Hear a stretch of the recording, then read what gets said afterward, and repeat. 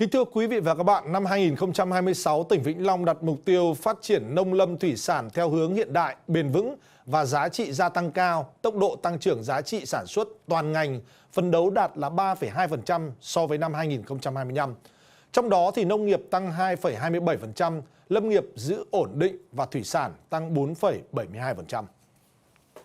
Ở lĩnh vực trồng trọt, tỉnh Vĩnh Long duy trì diện tích lúa là 332.400 ha, sản lượng khoảng 1,92 triệu tấn. Phát triển cây màu và cây nông nghiệp ngắn ngày 125.000 ha, sản lượng 3,2 triệu tấn. Cây dừa đạt là 1,43 triệu tấn, cây ăn trái là 2,35 triệu tấn. Để đạt mục tiêu này, tỉnh xây dựng kế hoạch sản xuất linh hoạt, thích ứng biến đổi khí hậu, đẩy mạnh chuyển đổi cơ cấu cây trồng, phát triển vùng sản xuất hàng hóa tập trung, tiếp tục triển khai đề án 1 triệu ha lúa chất lượng cao, phát thải thấp, gắn với tăng trưởng xanh và mở rộng thị trường xuất khẩu.